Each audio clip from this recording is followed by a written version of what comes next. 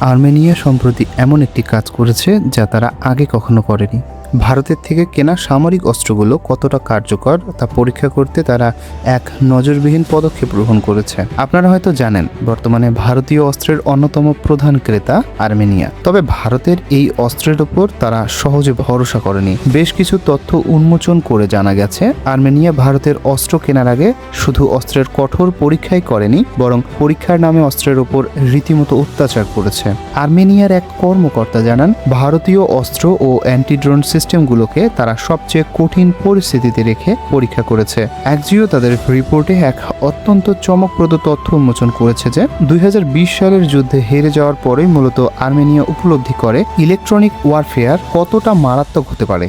তবে আফসোসের বিষয় হলো, সেই কঠিন সময়ে নিজেদের রক্ষা করার মতো কোনো শক্তিশালী অস্ত্রের বিকল্প আর্মেনিয়ার হাতে ছিল না। অন্যদিকে ভারতের সামরিক অস্ত্র নিয়েও শুরুতে আর্মেনিয়ার কিছুটা সংশয় ছিল, কারণ প্রতিরক্ষা বাজারে ভারত তখন এক নতুন প্রতিযোগী। তা সত্ত্বেও আর্মেনিয়ার সামনে বিকল্প দুই দেশের অস্ত্রই খোলা ছিল, ভারত ও ফ্রান্স। আর্মেনিয়া দুই দেশের অস্ত্রই কঠোরভাবে পরীক্ষা নিরীক্ষা করে দেখে। পরীক্ষায় দেখা যায়, ফ্রান্সের অস্ত্র মানসম্মত হলেও ভারতের তৈরি অস্ত্র সব ধরনের আবহাওয়া ও পরিবেশে চমৎকার দক্ষতা দেখিয়েছে।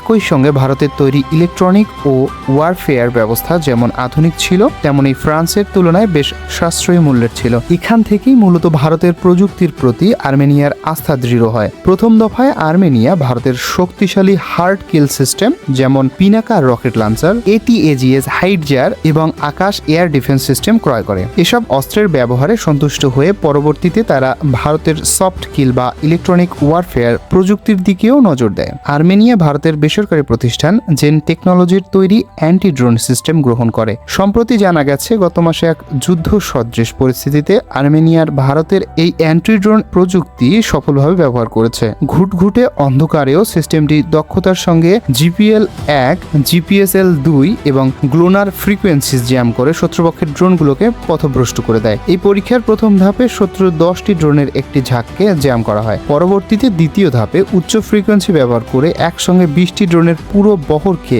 অকেজো করে দেয় ভারতের এই প্রযুক্তি। উল্লেখ্য, 2023 সালে প্রায় 350 কোটি টাকায় ভারত থেকে এই অ্যান্টি ড্রোন সিস্টেম কিনেছিল আর্মেনিয়া, যার চুক্তিতে এই ধরনের কৃত্রিম বা মহড়ার বিষয় অন্তর্ভুক্ত ছিল।